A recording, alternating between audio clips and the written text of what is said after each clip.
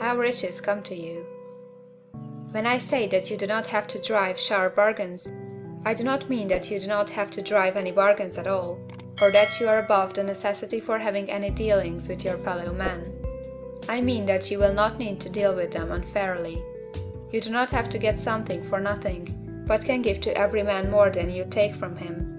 You cannot give every man more in cash market value than you take from him, but you can give him more in use value than the cash value of the thing you take from him. The paper, ink, and other material in this book may not be worth the money you pay for it, but if the ideas suggested in it bring you thousands of dollars, you have not been wronged by those who sold it to you. They have given you a great use value for a small cash value. Let us suppose that I own a picture by one of the greatest artists, which, in any civilized community, is worth thousands of dollars. I take it to Baffin Bay, and by salesmanship induce an Eskimo to give a bundle of furs worth $500 for it. I have really wronged him, for he has no use for the picture. It has no use value to him. It will not add to his life. But suppose I give him a gun worth $50 for his furs. Then he has made a good bargain. He has use for the gun. It will get him many more furs and much food. It will add to his life in every day. It will make him rich. When you rise from the competitive to the creative plane, you can scan your business transactions very strictly, and if you are selling any man anything which does not add more to his life than the thing he gives you in exchange, you can afford to stop it. You do not have to beat anybody in business, and if you are in a business which does beat people, get out of it at once. Give every man more in use value than you take from him in cash value. Then you are adding to the life of the world by every business transaction. If you have people working for you, you must take from them more cash value than you pay them in wages. But you can so organize your business that it will be filled with the principle of advancement, and so that each employee who wishes to do so may advance a little every day. You can make your business do for your employees what this book is doing for you. You can so conduct your business that it will be a sort of ladder, by which every employee who will take the trouble may climb to riches himself, and given the opportunity, if he will not do so, it is not your fault. And finally, because you are to cause the creation of your riches from formless substance which permeates all your environment, it does not follow that they are to take shape from the atmosphere and come into being before your eyes. If you want a sewing machine, for instance, I do not mean to tell you that you are to impress the thought of a sewing machine on thinking substance until the machine is formed without hands, in the room where you sit or elsewhere. But if you want a sewing machine, hold the mental image of it with the most positive certainty that it is being made, or is on its way to you. After once forming the thought, have the most absolute and unquestioning faith that a sewing machine is coming. Never think of it or speak of it in any other way than as being sure to arrive. Claim it as already yours. It will be brought to you by the power of the Supreme Intelligence acting upon the minds of men. If you live in Maine, it may be that a man will be brought from Texas or Japan to engage in some transaction which will result in your getting what you want. If so, the whole matter will be as much to that man's advantage as it is to yours. Do not forget for a moment that the thinking substance is through all, in all, communicating with all, and can influence all.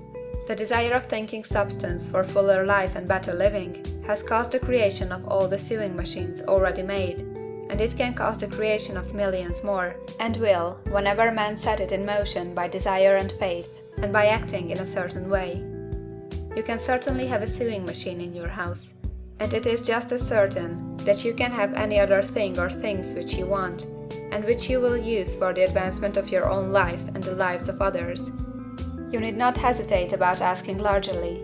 It is your Father's pleasure to give you the kingdom, said Jesus. Original substance wants to live all that is possible in you, and wants you to have all that you can or will use for the living of the most abundant life. If you fix upon your consciousness the fact that the desire you feel for the possession of riches is one with the desire of omnipotence for more complete expression, your faith becomes invincible. Once I saw a little boy sitting at a piano and vainly trying to bring harmony out of the keys, and I saw that he was grieved and provoked by his inability to play real music. I asked him the cause of this vexation, and he answered, I can feel the music in me, but I can't make my hands go right. The music in him was the urge of original substance, containing all the possibilities of all life. All that there is of music was seeking expression through the child. God, the one substance, is trying to live and do and enjoy things through humanity. He is saying, I want hands to build wonderful structures, to play divine harmonies, to paint glorious pictures. I want feet to run my errands, eyes to see my beauties, tongues to tell mighty truths, and to sing marvelous songs, and so on. All that there is of possibility is seeking expression through man. God wants those who can play music to have pianos and every other instrument, and to have the means to cultivate their talents to the fullest extent. He wants those who can appreciate beauty to be able to surround themselves with beautiful things.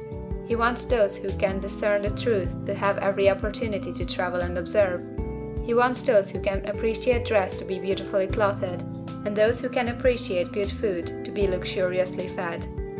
He wants all these things because it is himself that enjoys and appreciates them. It is God who wants to play and sing and enjoy beauty and proclaim truth and wear fine clothes and eat good foods. It is God that worketh in you to will and to do, said Paul. The desire you feel for riches is the infinite seeking to express himself in you, as he sought to find expression in the little boy at the piano. So you need not hesitate to ask largely. Your part is to focalize and express the desire to God.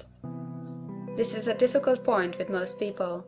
They retain something of the old idea that poverty and self-sacrifice are pleasing to God. They look upon poverty as a part of the plan, a necessity of nature. They have the idea that God has finished his work and made all that he can make, and that the majority of men must stay poor, because there is not enough to go around. They hold so much to this erroneous thought that they feel ashamed to ask for wealth. They try not to want more than a very modest competence, just enough to make them fairly comfortable. I recall now a case of one student who was told that he must get in mind a clear picture of the things he desired, so that the creative thought of them might be impressed on formless substance. He was a very poor man, living in a rented house and having only what he earned from day to day, and he could not grasp the fact that all wealth was his.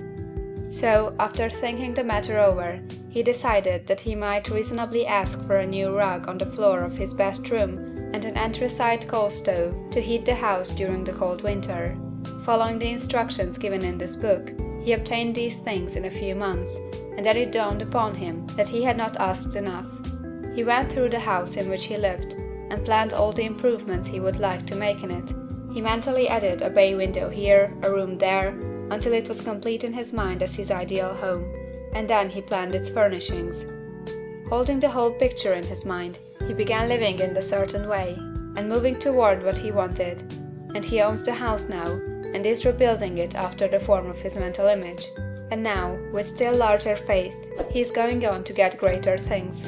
It has been unto him according to his faith, and it is so with you and with all of us.